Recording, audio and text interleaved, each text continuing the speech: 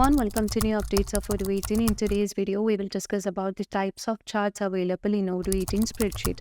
So let's dive into the sales module, and under the reporting, you can choose the sales report where you can find different charts such as the bar chart, line chart, pie chart and all. I just need to insert this into the spreadsheet. So I'll be choosing a blank spreadsheet over here. Let's click on confirm, and here you can see that currently we can find the configuration and design. Under the configuration, we have the chart type, and we can just use different chart type from here. It can be a line chart and it can be a stack chart and all. So let me choose the line chart over here, and here you can see the line chart can be also have stacked lines as well as cumulative lines. So as you just choose those things, you can find the changes over here, as well as you can also find that we can set the column chart, and we can also set the stacked column, and you would be able to find the changes as of I'm changing the charts over here, and